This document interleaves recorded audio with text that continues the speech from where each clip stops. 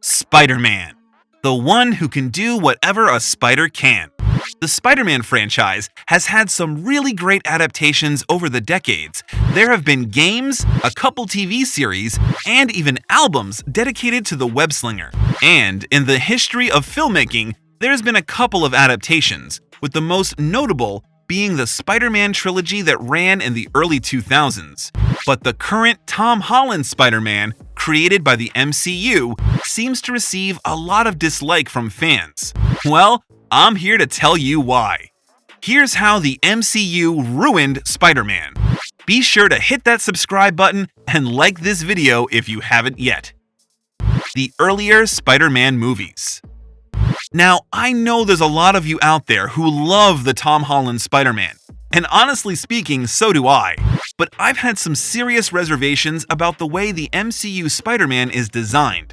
Honestly, this version of Spider-Man is a little watered down for my liking, and I'll explain why I said so later in the video. For now, you need to know a couple things about the Spider-Man movies before this one. For one thing, in Tobey Maguire's Spider-Man, we get at least to see the actual radioactive spider biting Peter Parker. We saw the same in Andrew Garfield's Spider-Man. Nothing like that in the MCU. Another thing that's important to note is the death of Uncle Ben and the popular Spider-Man mantra that we know and love. With great power comes great responsibility. We haven't even heard a whiff of the mantra, although the message is implicit. But at least it could have been fun if we at least got to see Uncle Ben. In the MCU Spider-Man, instead of Uncle Ben being the mentor of Spider-Man, it turns out to be Tony Stark. And don't get me wrong, I love Tony Stark. But just listen to me! If you even cared, you'd actually be here. I did listen, kid. Who do you think called the FBI, huh? But Uncle Ben being in Peter's life is the reason why Peter became Spider-Man in the first place. One thing that is also prominent in the older Spider-Man movies is the web-slinging scenes. In the era of Maguire, you felt like you were swinging with Spider-Man and not just watching him. The camera cut close and it was like you were playing a Spider-Man video game. It was absolutely sublime. During Andrew Garfield's turn, I also got a similar feeling, and especially during the opening scene of The Amazing Spider-Man 2. But you don't really get that in the MCU movies. Shazam! Go! Go! Go, Web, go!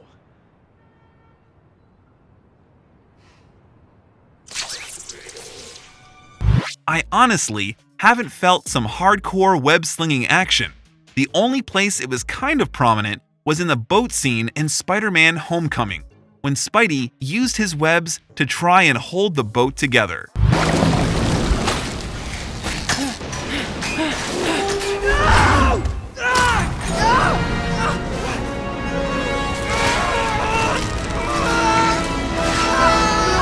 And I know what you're thinking. You're thinking, now hold on, Movie King. We did get to see some web-slinging action in the closing scene of Spider-Man Far From Home.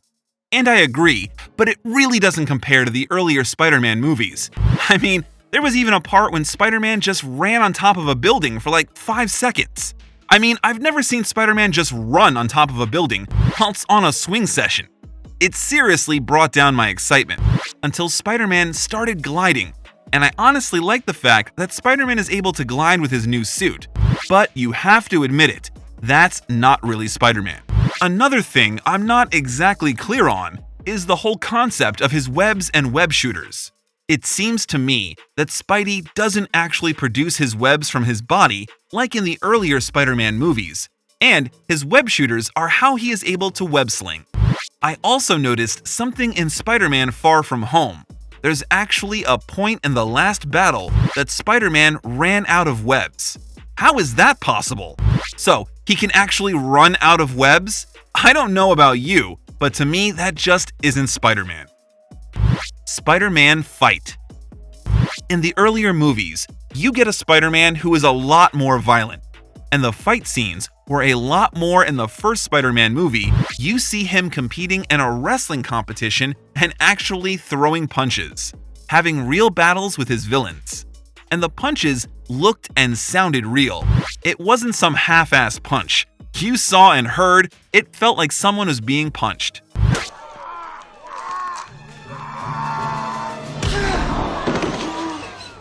I mean, during the last battle with the Green Goblin in the first Spider-Man movie starring Tobey Maguire, you could feel the intensity of their brawl. Same thing happened with Spider-Man's battle with Doc Ock, and we saw similar things happen in Andrew Garfield's Spider-Man. In the MCU, I defy you to show or tell me about a Spider-Man battle that's even remotely close to the ones that we saw in the earlier Spider-Man movies. I mean, even in Captain America Civil War, that was supposed to be a full-on battle between friends. We hardly got to see Peter throw a punch, while the other characters like Black Panther and Captain America and other hardcore fighting individuals actually fought, even though they were all pulling their punches. I mean, it's not like the MCU is scared to do some violent things in their movies. Even in Captain America Civil War, the fight between Cap and Iron Man comes to mind. That shield doesn't belong to you. You don't deserve it. My father made that shield.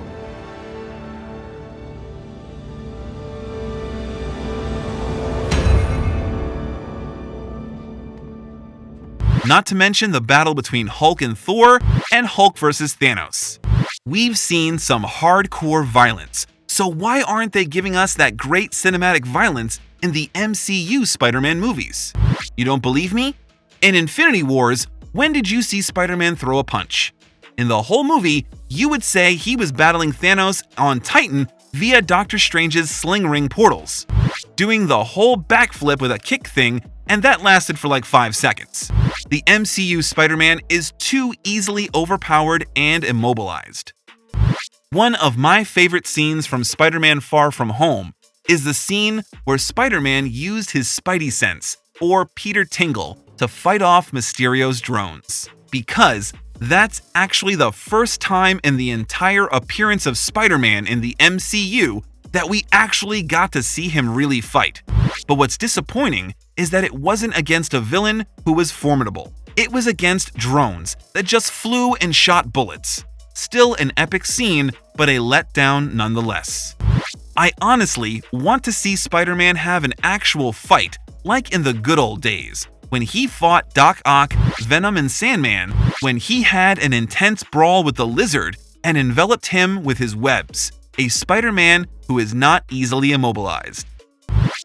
Character changes and the new suit. Other than Uncle Ben, some other key characters have actually been changed. We no longer have Harry Osborn as the best friend of Spider-Man anymore. Now it's Ned Leeds, played by Jacob Batalon. MJ no longer stands for Mary Jane, but now Michelle Jones. And Aunt May is a lot younger, and it's not really clear how she and Peter are related, to be honest. There's a lot of things about the MCU versions of Spider-Man, but one thing that's conspicuous about Spider-Man is the suit. The MCU Spider-Man suit is a lot more tech-based, and I honestly think that that is a welcomed improvement. In the end, I love Tom Holland Spider-Man, but I do wish the MCU adopted some more concepts from the earlier Spider-Man movies, and I hope a lot of the grievances and questions I posed get answered. But overall, as I have already established, I'm just airing my grievances, and I honestly have love and respect for the MCU Spider-Man. Well, that's it for this video. I hope you don't take it too personal. We still love Spider-Man. Be sure to hit the subscribe button and like and share this video. As always, thanks for watching. I'll see you on the next one.